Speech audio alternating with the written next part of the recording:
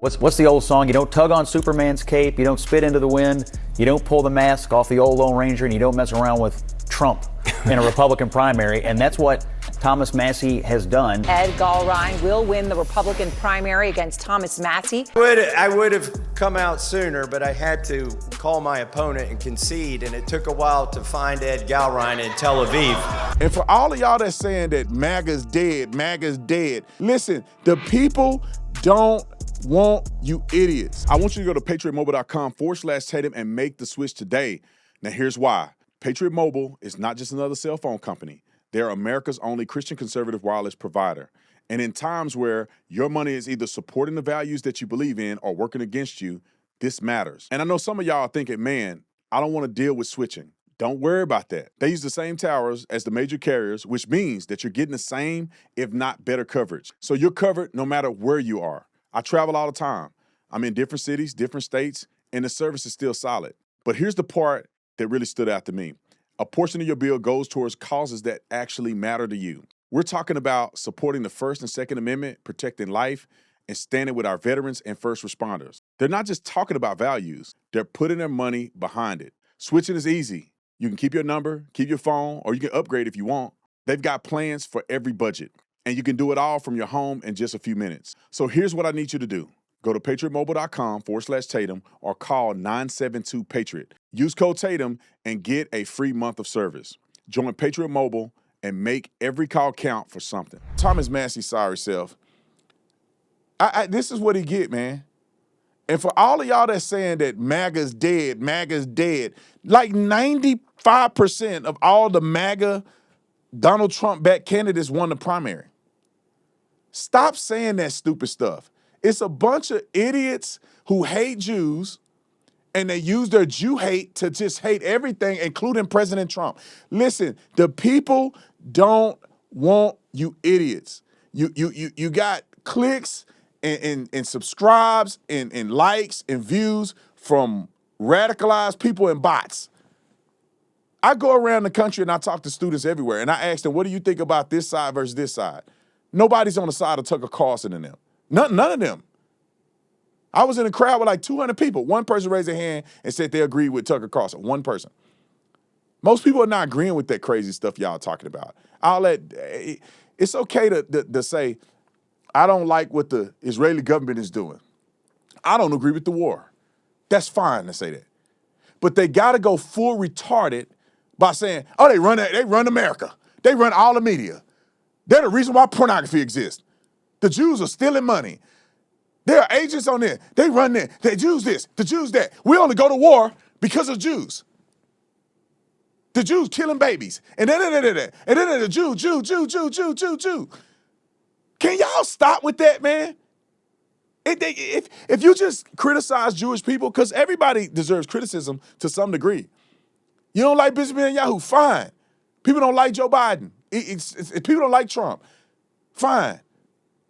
But Jews are responsible for every ill that ever happened on planet Earth. You're a nut. And this is why you lose elections. Okay, roll the clip. Breaking news, we have a projection to make in Kentucky. CNN can now project that Ed Gallrein will win the Republican primary against Thomas Massie for the 4th Congressional District in Kentucky. And that is a seismic political decision made by voters in Kentucky tonight. Let's go straight to Jeff Zeleny. He's at Thomas Massie's headquarters. And Jeff, a very, very clear and strong defeat for Thomas Massie. I mean, what is happening there? This is being called, obviously, quite early. Aaron, it certainly is. I mean, the polls have been closed less than 2 hours, and just a few moments ago, people began filling into the room. Now word has reached the supporters of Thomas Massie that he has fallen short to Ed Gallrein. Ed Gallrein is a farmer and a former Navy SEAL.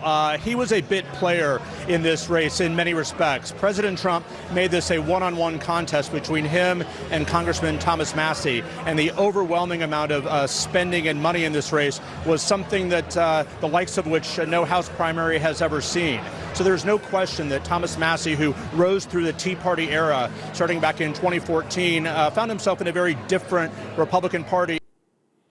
No, he didn't find himself in a different Republican Party. He became different. You can't just obstruct. You can't do that and think that people are going to still support you. My God, you vote with the Democrats on all these different topics. People are going to begin to believe that you're an obstructionist. And then that Jew hate stuff just threw him over the cliff, in my opinion. Roll the clip. I would have come out sooner, but I had to call my opponent and concede, and it took a while to find Ed Galrein in Tel Aviv.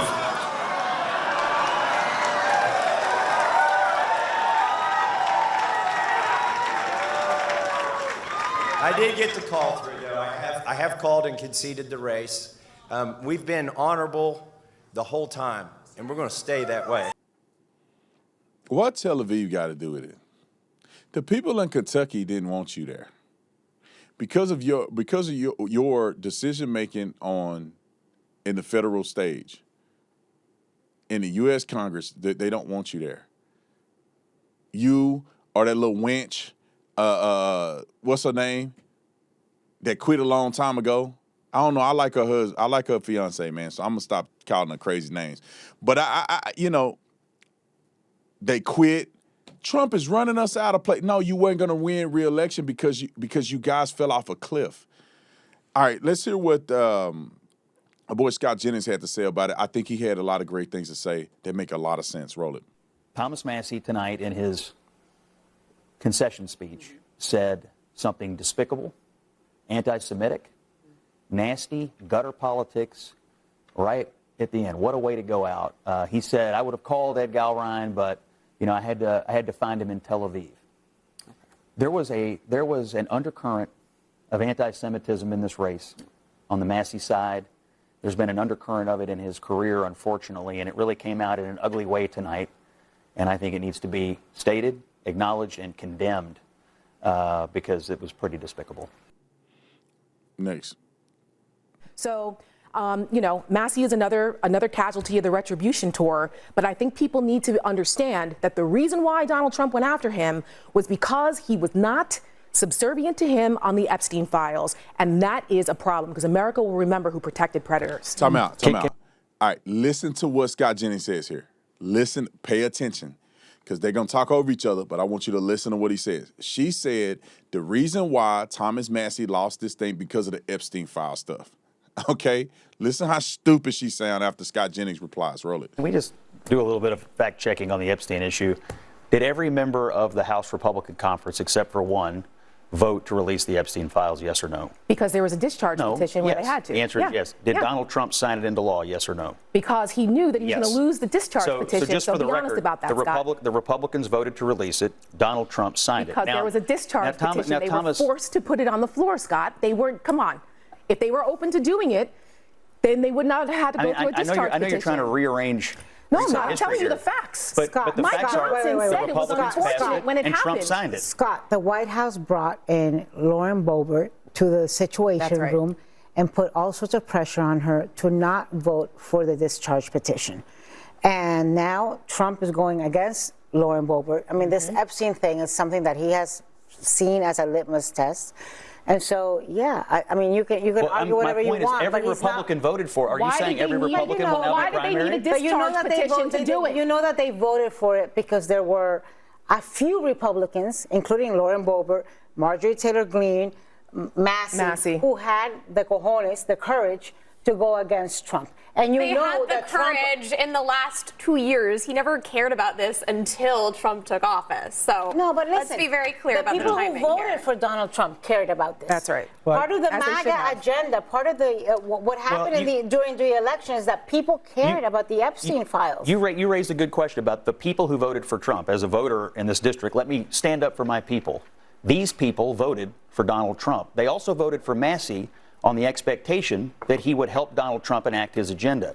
He stopped doing that, and it's pretty simple. They decided to get a congressman who will help him enact that agenda. It's easy to overanalyze this. The bottom line is they love Trump. They love his agenda. Tax cuts, border security, you name it. Massie got off that team, and they wanted to put someone on the team who would help the president. It's pretty simple. It's really that simple. That's why I would vote for somebody and not vote for him. I don't need a constant obstructionist because you want to push your own agenda. And I don't want to go against everything Trump say because I want to hold a virtue signal. No, man, look, man, I want Trump, while he's in office, to be able to do as much as he can, as quick as he can, as efficient as he can. And then when he's out of office, y'all can do other stuff. But we need people to be supporting him. The Democrats want to hate on everything Trump does. Why would we have a Republican in office that we can switch out for somebody that's going to actually promote the agenda? And it's not about Epstein. Yeah, this is the thing that bothers me about this whole Epstein thing. Trump isn't implicated in Epstein. So why do you think he would not want Epstein files to come out? He ain't in trouble. Trump, you ain't got Trump on nothing, do you? Steve Bannon in there? Yeah. Why y'all ain't talking about Steve Bannon? I don't know how he ain't got canceled. The closest person that I've seen in the Epstein files to Jeffrey Epstein was Steve Bannon, was his boy. He all in the files. Okay. But I guess I don't know what I'm talking about. All right, here's another clip. Roll it. What's the old song? You don't tug on Superman's cape. You don't spit into the wind. You don't pull the mask off the old Lone Ranger, and you don't mess around with Trump in a Republican primary. And that's what Thomas Massie has done by becoming his chief antagonist in the U.S. House. And this became really a referendum on, is Thomas Massie on the team or not? And Trump said he wasn't. The voters followed. The key vote that House leadership turned on him over was the big, beautiful bill. I mean, the working House families leadership, but tax the president. credit. Well, but that's the president's domestic policy agenda, and you cannot become an apostate on two issues in a Republican primary: taxes and immigration. Massie voted against Trump's immigration security. He voted against Trump's tax cuts. So when you become a chief antagonist, when you're voting with the squad against Donald Trump's domestic policy agenda, it's not Epstein. But that's it's because a problem. he was when you're voting with the Democrats that often, look, politics is a team sport. He's just not been on the president's team. How much That's of a chill get for the party? Voters have some agency here, okay? These people who live in Kentucky's 4th Congressional District strongly support Donald Trump. It's one of the most conservative districts in the country. They overwhelmingly vote for him.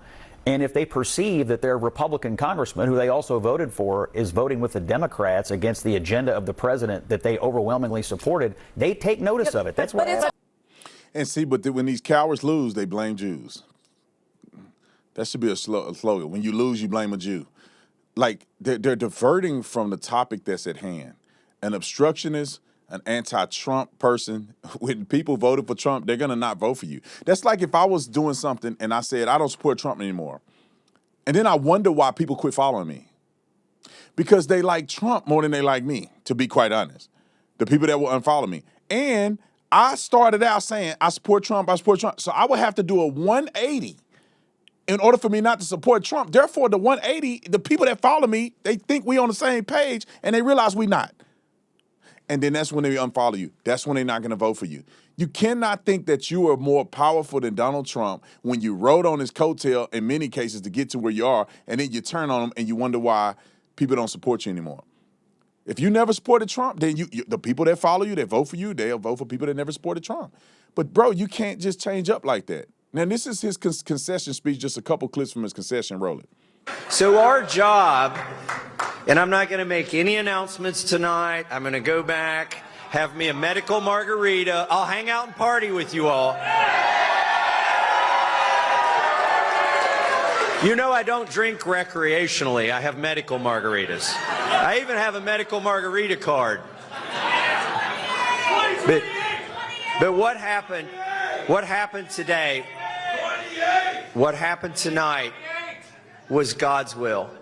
And we have to figure out what was the purpose of having the biggest fight ever. Biggest fight ever. Why did it converge on one of 435 congressional seats right here in Kentucky? What was God's purpose? What is he showing us tonight? We're just getting started. I like that. What happens in 2028? You want me to run for Congress again? You've made a compelling argument. You spoke your piece, but I need a medical margarita right now. And we'll talk about it later. Thank you and God bless. I don't even know how he won in the first place. I never really followed Thomas Massie, but that was corny. Like, all that's corny. I need a medical margarita right now. I need a medical margarita. Well, just say, man, I need a drink. Just say, I need a drink after this, man. It's been a long night. That's all you got to say. Medical margarita, and what's going to happen in 2028? You gonna want me to run for Congress, president? You will never win the presidency. Let me tell you how much of a liar these people are. Let me just explain to you real quick. If somebody's telling you the Jews run America, listen to me clearly. The Jews run America. The Jews got me out of, the Zionists got me out of office. The Jew, and they go run for office. They don't believe what they telling you. Because if the Jews run everything and you hate the Jews, you'll never win anything. So why are you running? Because they don't believe that sugar honey iced tea. They just telling you that. That's an excuse that they give you. If I thought the anti-Zionists ran the country and they own everything and they run everything, they control the media, they control this, all this money against me, why would I run for office? Because I know they're going to control it and win. That's because I don't believe what I'm saying. These people are liars. They don't believe this stuff. They just tell you that because they think you're stupid and gullible. Roll the last clip. There's one thing I saw on Fox. They were saying, oh my goodness, you know, we're ready for war. We're about to restart this war. We were supposed to restart this war today, but we can't restart this war today. The war can't start today. They said we got to wait a day. And then it occurred to me, where was the Secretary of War yesterday? He was here. Listen, look on the bright side. No more wars. No more wars. He sent the Secretary of War here, and you stopped the war for a day. We'd be the ones fighting it. They're trying to bring back the draft. Screw that.